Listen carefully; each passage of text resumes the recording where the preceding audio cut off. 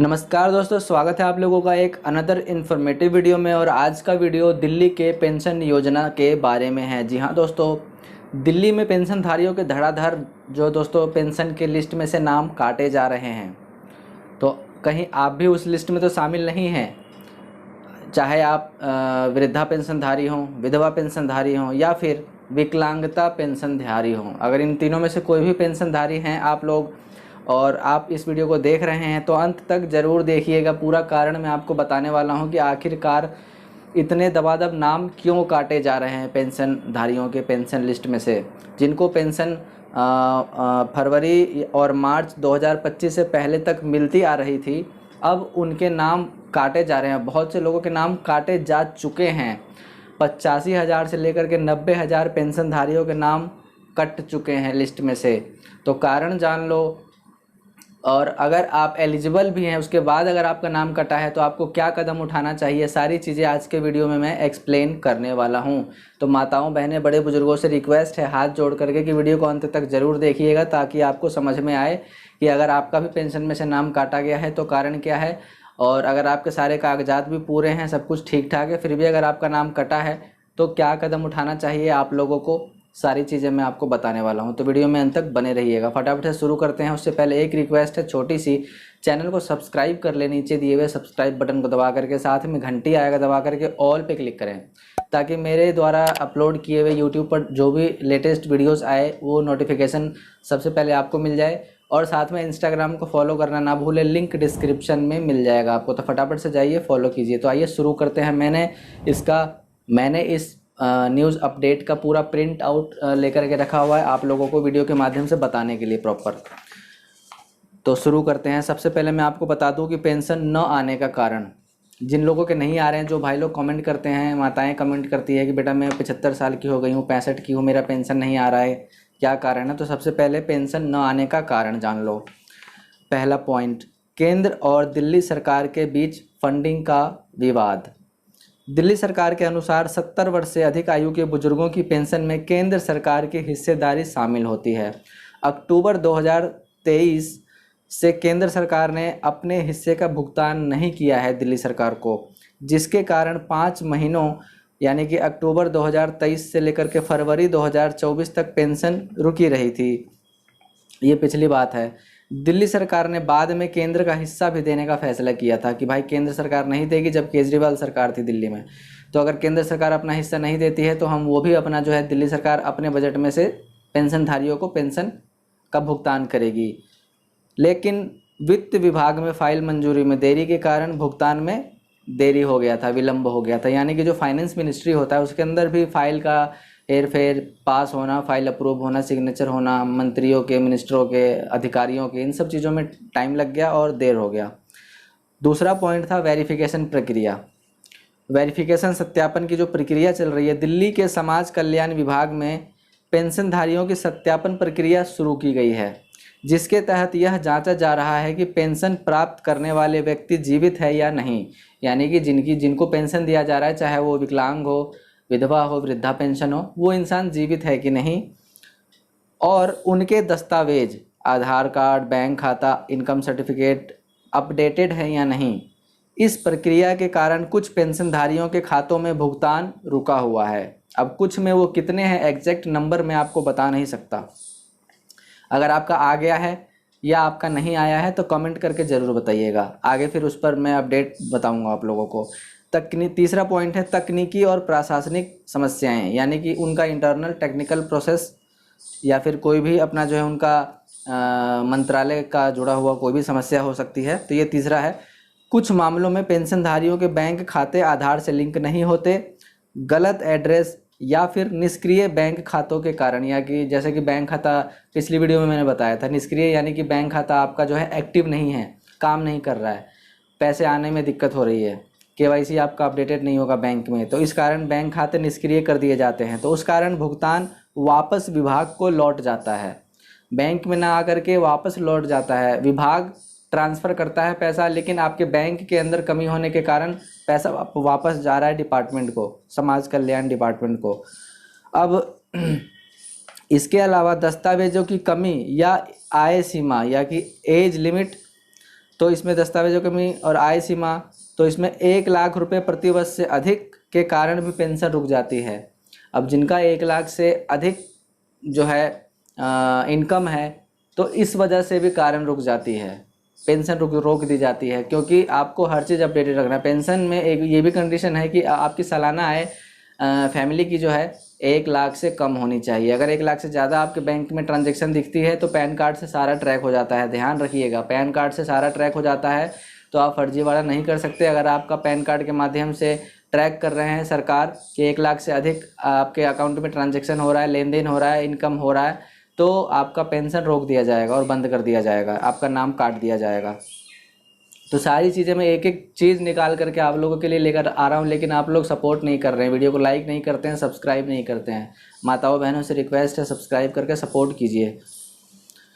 चौथा पॉइंट है कि वित्तीय मंजूरी में देरी। समाज कल्याण विभाग ने बढ़ी हुई पेंशन, जो भी पीछे अनाउंसमेंट हुई थी 2-3 महीने पहले सरकार बनने के बाद, कि पेंशन में बढ़ोतरी करी जाएगी 500 रुपये की, तो समाज कल्याण विभाग ने बढ़ी हुई पेंशन वृद्धावस्था, विधवा और दिव्यांग के लिए प्रस्ताव तैयार किया है, लेकिन वित्त विभाग यानी कि फाइनेंस मिनिस्ट्री ने मंजूरी में देरी हो गई है, उसके कारण भुगतान शुरू नहीं हो पाया है। अभी तक प्रॉपर भुगतान शुरू नहीं हो पाया, थोड़े थोड़े करके दिए जा रहे हैं।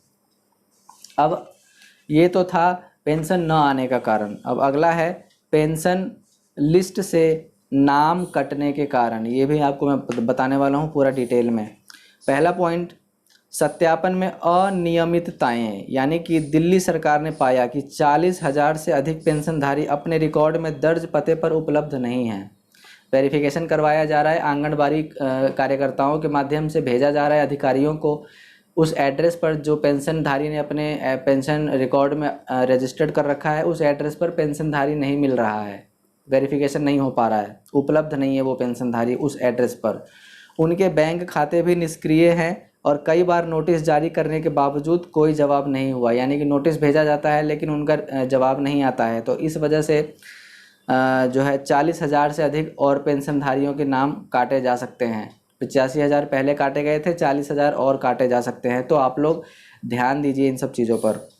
ऐसे में इन पेंशनधारियों के नाम लिस्ट से हटाए जा रहे हैं। आगे है, कुछ मामलों में मृतक पेंशनधारियों के नाम पर उनके परिजन पेंशन ले रहे थे, यानी कि जो पेंशनधारी है उनकी मृत्यु हो चुकी है लेकिन फिर भी पेंशन उनके रिश्तेदार पेंशन ले रहे थे, जिसे रोकने के लिए सत्यापन किया जा रहा है। यदि मृतक के नाम पर पेंशन ली गई तो उस तारीख से वसूली की जा सकती है। अब ये ध्यान दो कि यदि अगर पेंशनधारी की मृत्यु हो चुकी है और फिर भी पेंशन लिया गया, तो जितने महीने पेंशन लिया गया अकाउंट में वो सारा वसूली किया जाएगा, सरकार की तरफ से वापस लिया जाएगा। गलत, दूसरा पॉइंट मैं बता रहा हूँ नाम कटने के कारण में, ये पहला था। अब दूसरा, गलत तरीके से लाभ लेने की शिकायतें भी आ रही हैं। कुछ लोग गलत दस्तावेजों या फिर इनकम सर्टिफिकेट या आय सीमा, उम्र की सीमा जो है से अधिक होने के बावजूद पेंशन ले रहे थे, लेकिन जो क्राइटेरिया है, एज लिमिट है या फिर जो इनकम की लिमिट है, ज़्यादातर इनकम की लिमिट, एज तो फिर भी रहता है इंसान का, लेकिन जो इनकम की सीमा है, आय लिमिट, वो अधिक हो रहा है 1 लाख से, फिर भी वो पेंशन ले रहे थे। तो सत्यापन प्रक्रिया में ऐसे नाम हटाए जा रहे हैं। तो जो सत्यापन की प्रक्रिया चल रही है तो उसमें ऐसे नाम हटाए जा रहे हैं, काटे जा रहे हैं। तीसरा, नए आवेदन के लिए जगह बनाना। तीसरा पॉइंट जो है कि नए आवेदनों के लिए जगह बनाना। अब नए एप्लीकेशन डाल रहे हैं लोग, लेकिन कह रहे हैं कि मेरा अप्रूव नहीं हुआ। मेरे पास बहुत कमेंट आते हैं कि सर मैंने अभी नया अप्लाई किया था 4 महीने पहले, तो अप्रूव का मैसेज भी आ गया, तो कब से मिलेगी पेंशन, ये सारी चीज़ें। तो पहले अप्रूव हो गया लेकिन वो स्लॉट, वो जब तक वो जो है पुराने हटेंगे नहीं, नए ऐड नहीं होंगे, तब तक आपके पेंशन आपके खातों में नहीं आने वाली। ठीक है, तो पेंशन लिस्ट से अपात्र लोगों के नाम हटाने का एक उद्देश्य उन बुजुर्गों के लिए जगह बनाना है जिनके आवेदन लंबे समय से लंबित हैं, यानी कि पेंशन का स्लॉट फुल है और एप्लीकेशन आए हैं, आवेदन आए हैं, तो अब उनके लिए जगह भी तो बनाना पड़ेगा।